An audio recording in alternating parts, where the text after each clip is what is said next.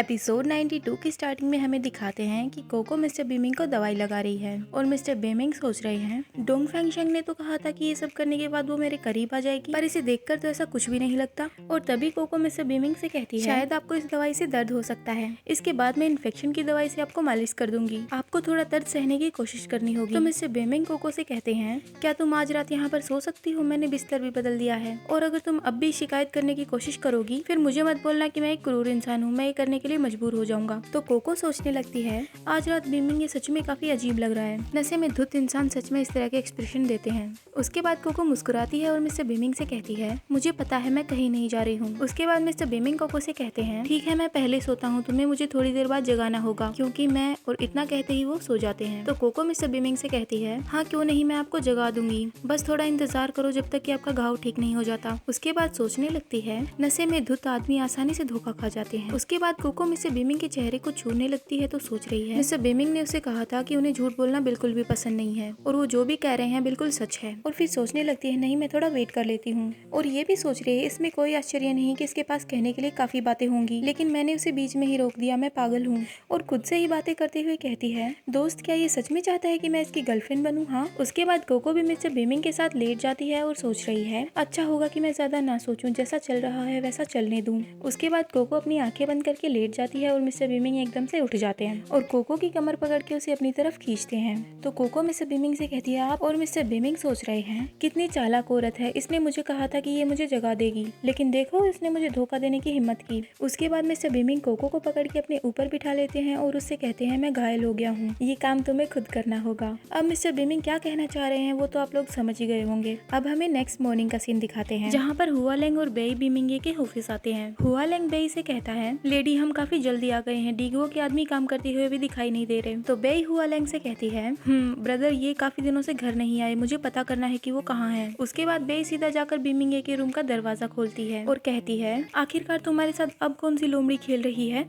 तो mister beaming बे को वहाँ देखकर कहते हैं हाँ। वहाँ पर मिस्टर बीमिंग कपड़े बदल रहे थे और कोको बेड पे बैठी हुई थी। उसके बाद वो लोग रेडी होकर ऑफिस में चले जाते हैं जहाँ पर कोको मिस्टर बीमिंग के साथ उनकी गोद में बैठी हुई थी। तो बे मिस्टर बीमिंग से कहती है ब्रदर ये लड़की यहाँ पर क्यों आई है, आपको कितना टाइम हो गया, मैं डीगो के पास ही रहती हूँ फिर भी आप मुझसे मिलने नहीं आए, उसकी वजह ये है मेरे घायल होने की। तो मिस्टर बीमिंग बे से कहते हैं तुम्हारा घाव तो फिलहाल ठीक हो गया होगा ना। तो बे सोचने लगती है तुम मेरे साथ ऐसा बिहेव और एटीट्यूड क्यों दिखाते हो, ये सब इस लड़की की वजह से हो रहा है ना। और वहीं दूसरी ओर कोको डरी हुई है और सोच रही है ये लोगों की नजरें ट्यानजिन की तरह मुझे इससे अलग करने वाली निगाहें हैं, मतलब ये लोग ट्यानजिन की तरह ही देख रहे हैं, मुझे मिस्टर बीमिंगे से अलग करना चाहते हैं, लेकिन फिर भी बीमिंगे जानबूझकर मेरे साथ इंटीमेट होते रहते हैं। और वहीं हुलैंग कोको को देखकर सोच रहा है क्या इस लड़की को डर नहीं है कि मैं इसे जल्दी ही मार दूंगा। उसके बाद मिस्टर बीमिंग कोको से कहते हैं तुम किस बात से डरी हुई हो, मेरी तरफ से कोई भी तुम्हें छूने की हिम्मत भी नहीं करेगा। उसके बाद कोको को कंप्यूटर में दिखाते हुए कहते हैं इन बोट्स में से तुम एक चुन लो, मैं फ्री होने के बाद तुम्हें ले चलूंगा। तो कोको कंप्यूटर की तरफ देखते हुए कहती है हाँ। और वहीं दूसरी ओर बे मिस्टर बीमिंग से कहती है ये भाई आप उसे बीच पर भी लेकर गए थे, मैं कभी भी बीच पर नहीं गई, मैं भी जाना चाहती हूँ। तो मिस्टर बीमिंग बे से कहते हैं क्यों तुम्हें चोट नहीं लगी है क्या। तो बे कहती है मेरा घाव ठीक हो गया है ब्रदर, ये क्या मैं भी आपके साथ चल सकती हूँ।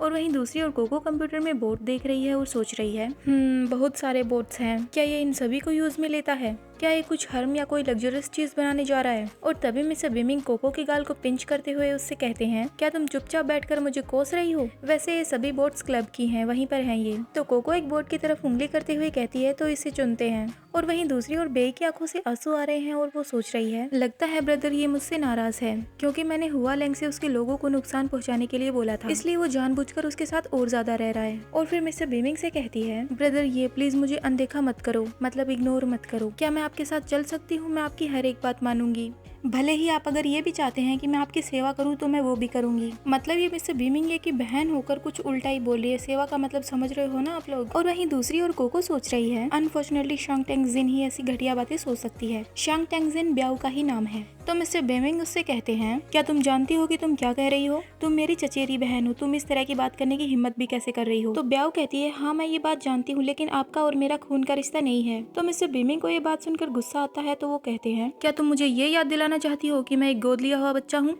तो ब्याओ कहती है नहीं मेरा वो मतलब नहीं था। उसके बाद हुआलैंग ब्याओ से कहता है लेडी अगर आप बीच पर जाना चाहती हैं तो मैं आपको ले चलता हूँ। तो ब्याओ हुआलैंग से कहती है इस बात का आपसे कोई लेना देना नहीं है। और वहीं दूसरी ओर मिस्टर बीमिंग कोको से कह रहे हैं क्रूज पर अभी कोई खाना नहीं है, हमें खाना खरीदना होगा, मैं तुम्हारे हाथों से बना हुआ खाना खाना चाहता हूँ। तो कोको कहती है हाँ क्यों नहीं। उसके बाद वो दोनों वहाँ से जाने लगते हैं। मिस्टर बीमिंग जाते जाते ब्याओ से कहते हैं अगर तुम बीच पर जाना चाहती हो तो अपने लिए एक नौकर ढूंढ लो या फिर हुआलैंग से कहो वो तुम्हें ले जाएगा। तो ब्याओ कहती है ब्रदर ये, और तभी एकदम से कोको पीछे मुड़ती है। तो मिस्टर बीमिंग उससे कहते हैं क्या हुआ। तो कोको कहती है क्या आप अपना लैपटॉप साथ में नहीं रखते हैं। तो मिस्टर बीमिंग कोको के कान में कहते हैं मेरा आज का दिन तुम्हारे लिए है, मैं आज कोई भी काम नहीं करूंगा। उसके बाद मिस्टर बीमिंग और कोको जून के पास जाते हैं। तो जून बीमिंग ये से कहता है बॉस क्या हम आज बिजी नहीं है। और फिर जून सोचने लगता है वीकेंड पर हम सबसे काम करवा रहे हो और खुद बाहर जा रहे हो, ये ज्यादा नहीं हो रहा। तो मिस्टर बीमिंग मुस्कुराते हैं और जून से कहते हैं मैं आज बीच पर जाना चाहता हूँ और आप सभी को क्लब में जाना चाहिए। उसके बाद मिस्टर बीमिंग और कोको वहाँ से चले जाते हैं और जून सभी एम्प्लॉयज से कहता है क्या आप लोगों ने कुछ सुना, मिस्टर बीमिंग ने सभी लोगों को इनवाइट किया है। तो सभी एम्प्लॉयज खुश हो जाते हैं और एक एम्प्लॉय कहती है थैंक यू मिस्टर बीमिंग और थैंक यू मैनेजर। और वहीं दूसरी ओर ब्याओ हुआलैंग से चिपक के रो रही है और कहती है हुआलैंग मैं कभी भी हार नहीं मानूंगी मेरे डैड के लिए, मैं पक्का ब्रदर ये जैसी बन के रहूंगी। तो हुआलैंग ये सब सुन के सोच रहा है लेडी अकेली है, ये बीमिंग ये जैसे राक्षस से कैसे निपटेंगी, मैं पक्का किसी को भी इन्हें हर्ट नहीं करने दूंगा। और ये चैप्टर यहीं पे खत्म होता है। Hope you like this video, bye bye.